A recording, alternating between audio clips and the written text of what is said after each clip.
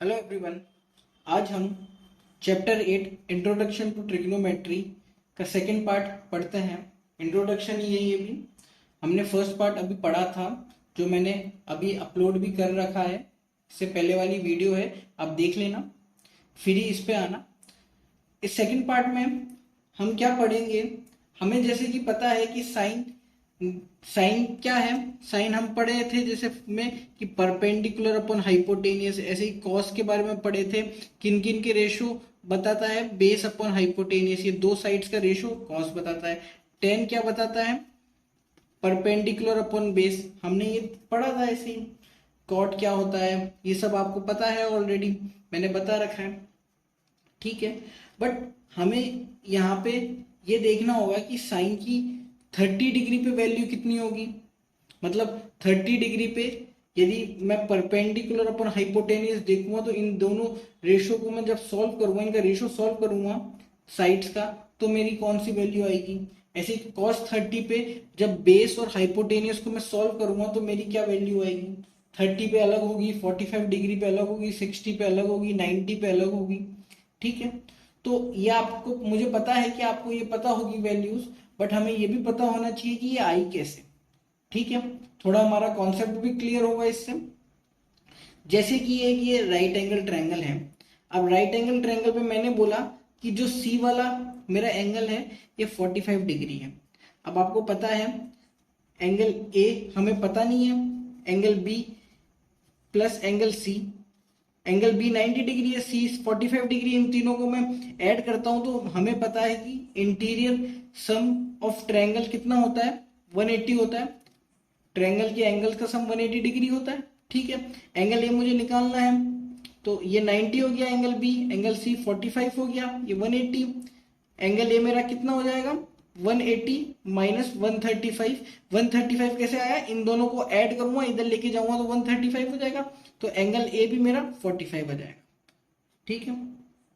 आप डायरेक्ट भी निकाल सकते थे, इन दोनों को ऐड करा 135, बचा कितना, 180 में से माइनस कर दूंगा, 180 माइनस 135 45, ठीक है। अब आपको ये बात पता है कि यदि किसी एंगल में, यदि किसी ट्रायंगल में दो एंगल सेम है तो क्या होगा, दो साइड्स भी उनकी सेम होगी अपोजिट वाली, ठीक है।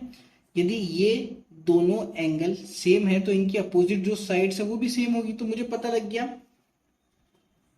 इफ एंगल ए बराबर angle C, then A B बराबर ए सी, ये दोनों इक्वल होगा बी सी। कोई डाउट, क्या बोला मैंने, यदि एंगल ए और एंगल सी बराबर है तो ए बी इक्वल होगा बी सी के, अपोजिट साइड्स हो गई, ठीक है। मैंने इसको माना ए, इसको भी ए माना, ठीक है। पाइथागोरस थ्योरम लगाते हैं। पाइथागोरस थ्योरम क्या होती है, A B square plus B C square is equal to A C square. मतलब perpendicular square base square is equal to hypotenuse square. आपको पता है ए बी की वैल्यू मैंने क्या मानी, ए, मैं मान के चल रहा हूं ए स्क्वायर, बी सी की ए स्क्वायर हो गई है, ए है वैल्यू तो ए स्क्वायर। ए सी में करूंगा, मुझे निकालना है ए सी, तो मुझे पता नहीं है क्या है। इन दोनों को ऐड करा तो 2a स्क्वायर आया, ये ए सी स्क्वायर। अब आपको पता है यहां से मैं स्क्वायर हटाऊंगा तो ये अंडर रूट में आ जाएगा यहाँ पे, ठीक है। तो ए सी की वैल्यू मेरी कितनी हो जाएगी, ये अंडर रूट 2, इसको मैं ऐसे लिख सकता हूं, ये ए हो जाएगा, ठीक है। तो मेरी ए सी की वैल्यू कितनी आई, यहां पे ऐसे लिख रहा हूं √2a, ठीक है। बात समझ में आई, तो मैं यहाँ पे √2a डाल देता, ठीक है। अब आप देखो, साइन की मैं बात करूं, जब साइन 45 डिग्री की मैं बात करूं, 45 डिग्री पे ले रहे हैं, तो साइन क्या होता है, परपेंडिकुलर और हाइपोटेनियस का रेशियो बताता है। तो परपेंडिकुलर क्या है, ए, तो ये कितना है √2a, ए से ए कैंसिल, 1/√2, ठीक है। आई होप सबको समझ में आया होगा ये। अब अपन cos 45 लेते हैं, वो भी बेस अपॉन हाइपोटेनियस, तो a/√2a कटा 1/√2, ठीक है। अब हम क्या करते हैं, tan 45 लेते हैं, परपेंडिकुलर अपॉन बेस, ठीक है। परपेंडिकुलर क्या है, ए, ये भी ए, काटा 1, ठीक है। कॉट की बात करा, कॉट 45 आपको पता है 1/10 45 के बराबर होता है, इसका उल्टा मैंने बताया था आपको फर्स्ट पार्ट में। तो 1/10 45 की वैल्यू 1, तो ये 1 ही आ गया विदाउट। अब मैं आपको बोलता हूँ सेक 45 की वैल्यू निकालते हैं। ये 1/cos के बराबर होता है। cos 45 की वैल्यू कितनी है, 1/√2। जब ऐसा होता है कि 1/1/√2 मतलब नीचे भी न्यूमरेटर और डिनोमिनेटर है, तो डिनोमिनेटर ऊपर आ जाता है, तो 1 इंटू √2/1 √2 वैल्यू विदाउट। ऐसे ही लास्ट हम कॉसेक का भी निकाल लेते हैं, कॉसेक 45, ठीक है। आपको पता है किसके बराबर होता है, 1/sin 45 लिख दूं मैं यहाँ पे, ठीक है। देखो ध्यान से, 1/sin 45, ये भी 1/√2 और ये √2 ऊपर आ जाएगा, ठीक है। बात समझ में आई आपको, बहुत इजी है। अब ऐसे मैंने क्या करा, 45 डिग्री के सबके वैल्यूज निकाल लिए, sine cos tan cot sec cosec, आपको पता है ये दोनों एक दूसरे के उल्टे, ये दोनों एक दूसरे के उल्टे, ये दोनों एक दूसरे के, याद करने का तरीका बहुत इजी है। हमें पता तो लगा एटलीस्ट कि 45 की कैसे आई, आपके बुक में भी है, ये बहुत इंपॉर्टेंट है। अब हम 30 और 60 का निकालना सीखते हैं। अब हम ट्रिग्नोमेट्री रेशियोज की वैल्यू 30 डिग्री और 60 डिग्री पे निकालते हैं। कैसे निकालेंगे, उसके लिए हमें एक इक्विलेटरल ट्रायंगल की जरूरत पड़ेगी। आपको पता है कि इक्विलेटरल ट्रायंगल क्या होता है, जिसके तीनों एंगल्स बराबर हो, मतलब बराबर है, इक्वल है, तो 60 60 60 180 डिग्री हो गया, ठीक है। और मैंने आपको बताया था किसी भी एंगल में, किसी भी ट्रायंगल में यदि उसके एंगल सेम है तो अपोजिट साइड्स भी सेम होगी, ठीक है। अब तीनों एंगल सेम है तो इनके सामने वाली जो साइड्स होगी वो सेम है, ये भी सेम है, ठीक है। बात समझ में आई, मैं इसको ए बोलूं, इसको ए बोलूं, तो ये भी पूरा ए हो जाएगा, ठीक है। बात समझ में आई आपको। और हमने अभी तक ये भी पढ़ा कि ट्रिग्नोमेट्री का हम यूज हमारे 10th क्लास में सिर्फ लिमिटेड है, राइट एंगल ट्रायंगल तक कर रहे हैं, ठीक है। तो एक ये इक्विलेटरल ट्रायंगल है, ये 60 60 है, तो यहाँ पे कोई 90 डिग्री का तो एंगल बन रहा नहीं है, तो ये राइट एंगल ट्रायंगल नहीं है। बात समझ में आई, मुझे 90 डिग्री एंगल चाहिए तभी तो मेरा राइट एंगल ट्रायंगल बनेगा।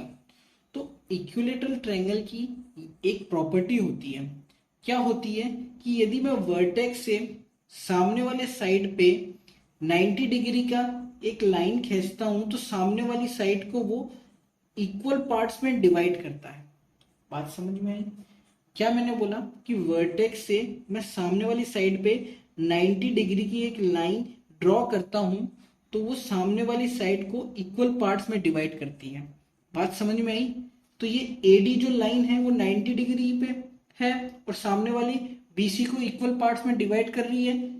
और थोड़ा बहुत आपके क्लास 10th में ये है नहीं, लेकिन मैं थोड़ा सा आपको और समझा देता हूं कि एडी को हम बोलते हैं मीडियन। मीडियन क्या होती है, जो सामने वाली साइड्स को दो भागों में, बराबर भागों में बांटे और उनके एरिया को भी, पूरे ट्रायंगल के एरिया को भी बराबर भागों में बांटे। बात समझ में आई, तो इसको मीडियन बोलते हैं। आप चाहो तो याद कर लो, नहीं तो कोई दिक्कत नहीं है, आपके सिलेबस में है नहीं, ठीक है। अब मुझे पता लगा एडी क्या है, 90 डिग्री पे है तो ये भी 90 डिग्री का हो गया, ठीक है। अब देखो ट्रायंगल, आप देखो ए डी बी, ठीक है। इसमें देखोगे ये 90 डिग्री, ये 60 डिग्री और ये मेरा कितना हो गया 30 डिग्री। बात समझ में आई, मुझे ये ट्रायंगल में तीनों मिल गए, ठीक है। अब मैंने आपको बोला कि बीसी के दो इक्वल पार्ट्स कर दिए, तो बीडी और डीसी तो आधे आधे पार्ट हो गए। तो क्या मैं ऐसे नहीं बोल सकता कि बीडी की वैल्यू, सिर्फ बीडी की वैल्यू a/2 हो जाएगी, ये पूरे की a है तो इसकी आधी ये हो जाएगी a/2। बात समझ में आई। अब मुझे देखो in triangle A B D, ये वाला ट्रायंगल ही देखना है आपको, जिसमें 90 डिग्री किस पे है, डी पे है। अब मुझे ये a/2 भी पता है, a भी पता है, मैं पाइथागोरस थ्योरम से AD निकाल सकता हूँ। ठीक है, मुझे पता है AD² plus perpendicular plus hypotenuse, मतलब परपेंडिकुलर प्लस बेस, सॉरी ये बेस है, BD² is equal to AB² हो जाएगा। ठीक है, इसको थोड़ा सॉल्व करता हूँ। AD² मुझे पता नहीं कितना है, BD² मुझे पता है क्या है, a/2 का whole square is equal to AB²A²। ठीक है, और सॉल्व कर लेता हूँ इसे, तो ये क्या हो जाएगा, AD² प्लस ये A²/4, ये A², इसको मैं ऐसे लिख सकता हूँ A² माइनस A²/4, इधर लेके चले गया। अब इसको एलसीएम करके सॉल्व करूंगा तो मैं ऐसे लिख सकता हूँ 4A² माइनस A²/4। ठीक है, ये क्या हो गया, 3A²/4। कोई डाउट? अब मैं क्या करूं, यहां से स्क्वायर हटाऊंगा, इधर जाएगा, और आपको पता है A² कितना हो जाएगा, A4 कितना हो जाएगा 2, क्योंकि अंडर रूट अलग अलग करूंगा मैं, सब पे लगाऊंगा, और ये √3। ठीक है, तो मेरी क्या वैल्यू आई, √3A/2, रूट सिर्फ 3 पे है। बात समझ में आई? तो मैं इसको लिख दूं √3A/2। अब तो बहुत इजी हो गया। अब आप देख सकते हो कि मैं यहाँ पे यदि मैं साइन 30 डिग्री निकालना चाहूँ, 30 डिग्री पे वैल्यू साइन की निकालना चाहूँ, तो ये साइन 30 है, एंगल दिख भी रहा है, और ये देखो ADB, ये मेरा राइट एंगल ट्रायंगल भी है, तो मैं रेशियोज लगा सकता हूँ ट्रिग्नोमेट्री वाले। साइन 30 की मैं बात करूँ तो इस परपेंडिकुलर इसके लिए सामने वाला होगा, मतलब BD, मतलब क्या हो गया, BD अपॉन हाइपोटेनियस क्या हो गई, परपेंडिकुलर अपॉन हाइपोटेनियस होता है ना, तो ये AB। सॉल्व करा थोड़ा बहुत तो A/2/A। ठीक है, अब हमने देखा कि जब न्यूमरेटर में दो पार्ट्स हो, न्यूमरेटर और डिनोमिनेटर में एक ही हो, तो ये मेरा नीचे आ जाता है, तो A/2A।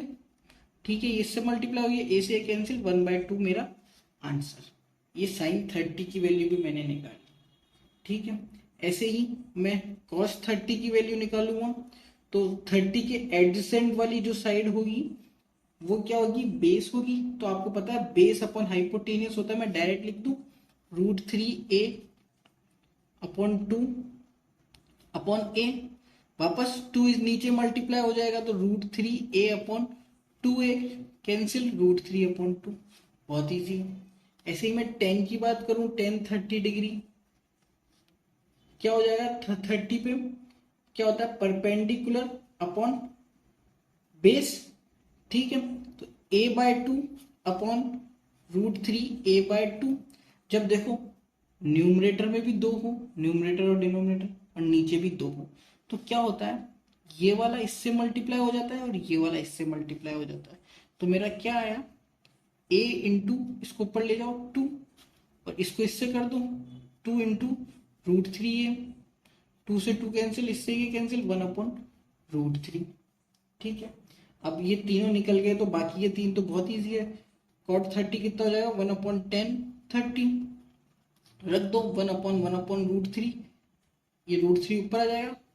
ठीक है, ऐसे ही sec 30 लगाऊंगा, cot इसका दोस्त था, sec इसका है, 1/cos 30। ठीक है, 1/√3/2, ये ऊपर 2/√3। ठीक है, ऐसे ही cosec 30 निकाला, 1/sin 30। ठीक है, कर दो 1/2, 2 पर। आई होप यहां तक सबको समझ में आया होगा। अब मैं आपको sin 60 cos 60 इनकी वैल्यू नहीं निकाल के दिखाऊंगा, बुक में है, बहुत इजी है, ये आप अपने आप ट्राई करो।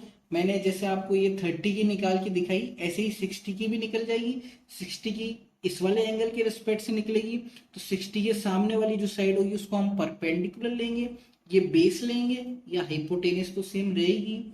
ठीक है, वापस बता देता हूँ, AD मेरी परपेंडिकुलर हो जाएगी, BD बेस हो जाएगी, और ये हाइपोटेनियस 60 के रिस्पेक्ट में।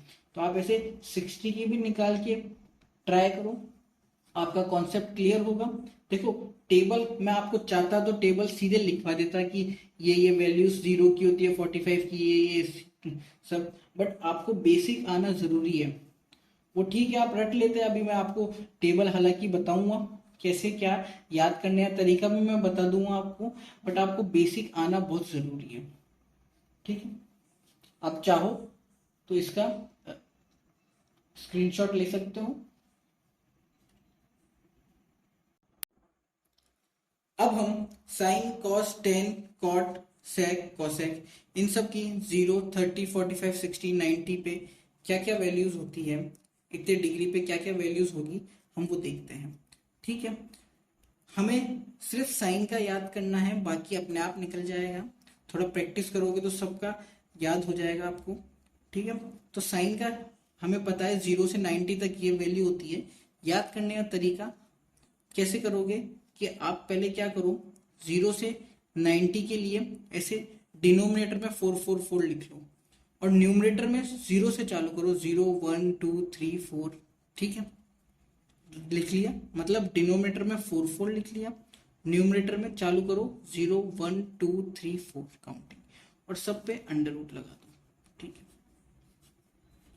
अब आपको पता है 0 को मैं किसी से भी मल्टीप्लाई करूं 0 ही आंसर आना है। इसको सॉल्व करूंगा तो 1/2 आएगा, इसको सॉल्व करूंगा अंदर ये सॉल्व होगा 1/2 और सॉल्व करा 1/√2, इसको √3, ये अंडर रूट 4 2 हो जाएगा, इसको 1। आपको पता है 1 पे कोई भी वैल्यू हो आंसर मेरा 1 ही होता है। ठीक है, ये बात आपको समझ में आई। तो मेरी देखो साइन की वैल्यूज आ गई इससे, चाहो तो आप वीडियो को पीछे जाकर वापस देख सकते हो मैंने कैसे निकाला। अब ध्यान रखना कॉस की वैल्यूज साइन की ऐसे उल्टी तरफ हो जाएगी, मतलब जो साइन की 90 वाली वैल्यू होगी, जो साइन की 90 डिग्री वाली वैल्यू होगी, वही कॉस की 0 वाली वैल्यू होगी। इसका रीजन मैं आपको अभी आगे बताऊंगा।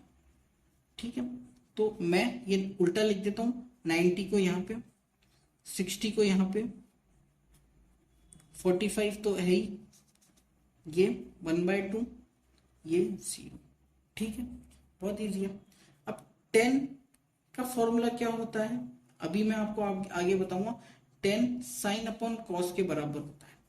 ठीक है, अब आप देखो यदि 10 0 की मैं बात करूं, ये 0 डिग्री 30 डिग्री 45 डिग्री है ना, 0 डिग्री की मैं बात करूं तो 0 डिग्री पे 10 0 कितने के बराबर हो जाएगा, साइन 0 अपॉन कॉस 0। साइन 0 कितना है 0 डिग्री पे 0, कॉस 0 डिग्री पे कितना है 1, तो 0/1 0 ही होगा। ठीक है, ऐसे ही इसको मैं सॉल्व करूंगा, देखो मैं 10 30 में निकालूं तो किसके बराबर होगा, साइन 30 अपॉन कॉस 30।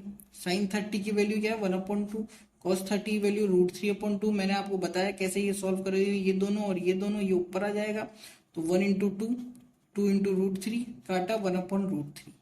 ठीक है, आ गई मेरी 1/√3। ये मैंने प्रूफ भी करा था अभी थोड़ी देर पहले कि 1/√3 कैसे आ रही है। ऐसे ही 10 45 ये दोनों साइन अपॉन कॉस 1 हो जाएगा।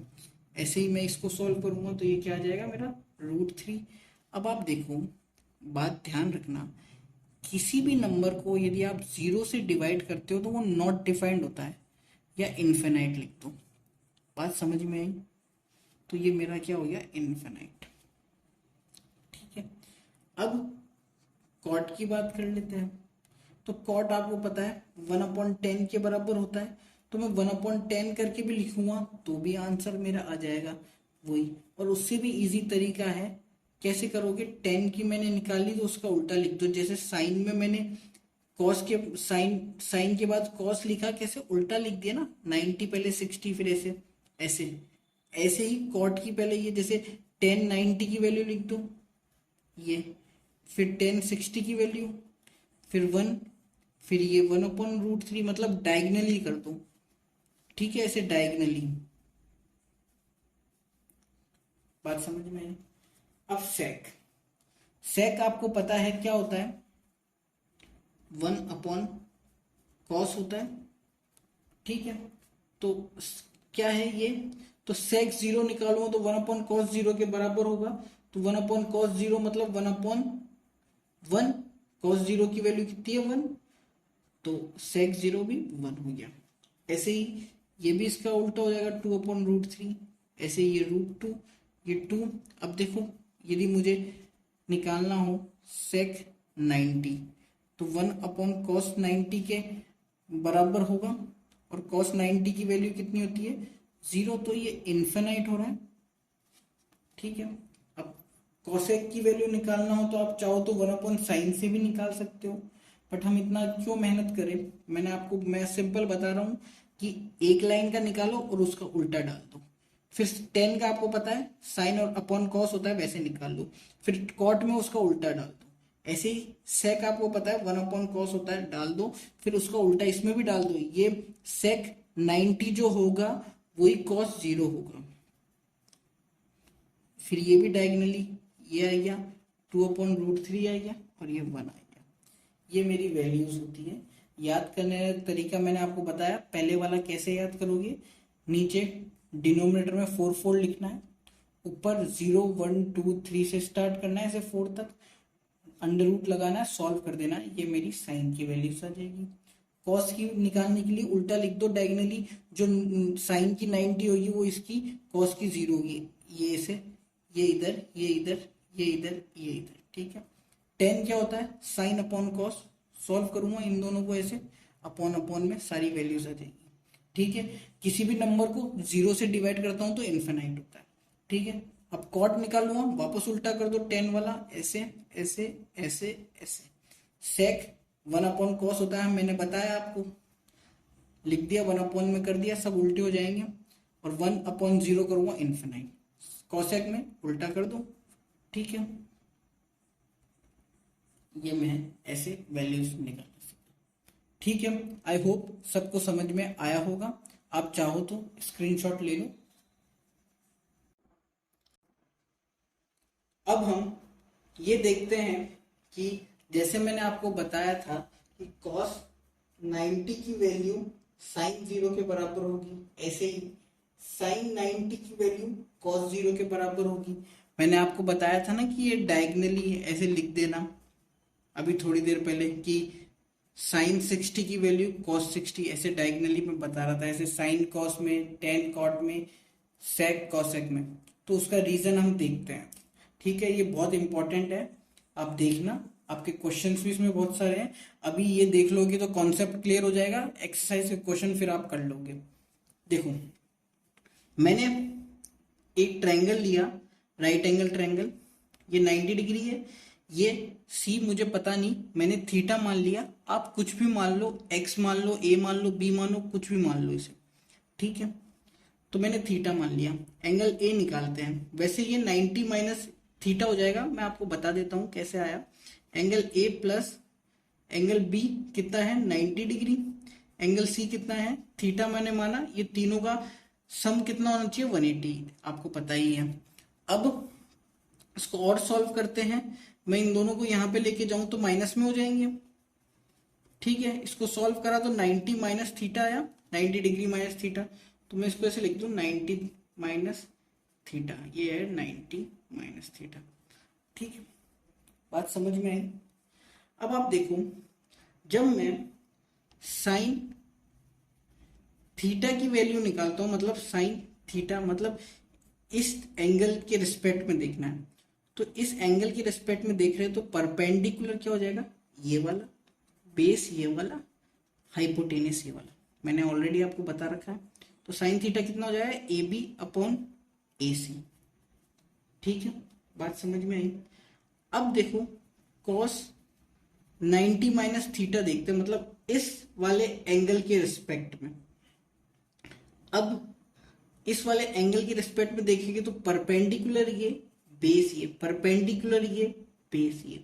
ठीक है, तो क्या होता है ये, अपन ने पता है, पंडित भोले प्रसाद हर हर भोले, ये साइन, ये कॉस और ये टेन। ठीक है, तो बेस अपॉन हाइपोटेनियस, बेस क्या है A B, A B upon hypotenuse A C. ठीक है, तो जब मैं ये ट्रायंगल की बात कर रहा हूँ, जब मैं साइन थीटा निकाला तब भी ए बी अपॉन ए सी आया, कॉस 90 माइनस थीटा निकाला मतलब ये वाले एंगल से देखा कॉस की वैल्यू तब भी ए बी अपॉन ए सी आया। तो क्या मैं ऐसे नहीं लिख सकता दोनों की वैल्यू सेम है कि sine 30 is equal to cos 90 minus theta. ठीक है, बात समझ में आई। अब चाहो तो आप थीटा की जगह 30 डिग्री रख के देख लो, तो साइन 30 किसके बराबर हो जाएगा, कॉस 90 माइनस 30। तो ये मतलब साइन 30 किसके बराबर हो गया, कॉस 60। ऐसे ही साइन 0 थीटा की जगह 0 डिग्री रखूंगा तो कॉस 60 के बराबर हो जाएगा। ऐसे ही साइन 60 किसके बराबर हो जाएगा, कॉस 90। ऐसे ही साइन 60 किसके बराबर हो जाएगा, कॉस 30 डिग्री। बात समझ में आई, क्योंकि sine theta cos 90 minus theta के बराबर है। अब थीटा की जगह आप कुछ भी वैल्यू पुटअप करके देख लो, ये आपको मिल जाएगा।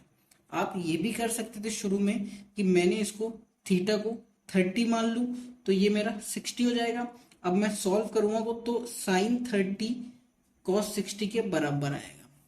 इसलिए मैं आपको डायगनली रखवा रहा था, क्योंकि साइन 90 की वैल्यू कॉस 0 के बराबर होती है। ये मैं आपको प्रूफ करके अभी मैंने बताया आपको।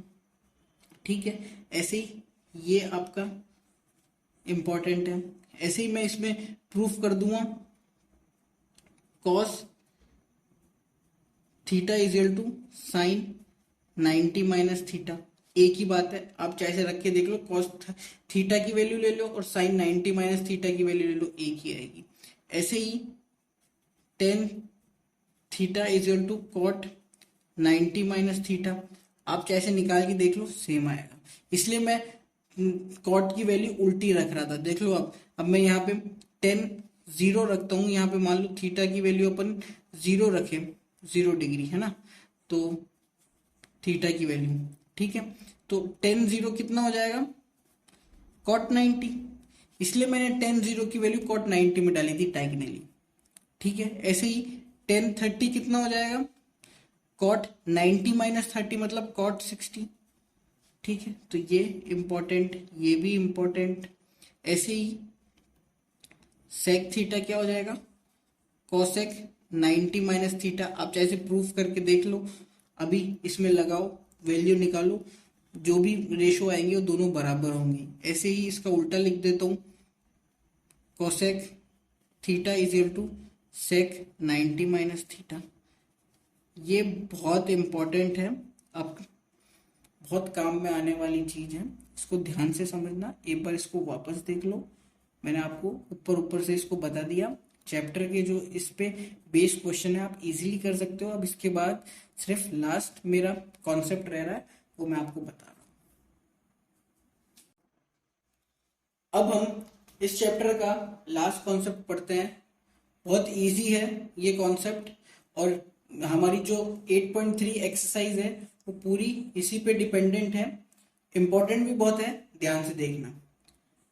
ये एक राइट एंगल ट्रायंगल है, हम ए के रिस्पेक्ट में देखते हैं तो ये सामने वाला क्या हो जाएगा, परपेंडिकुलर। ये क्या हो जाएगा, बेस।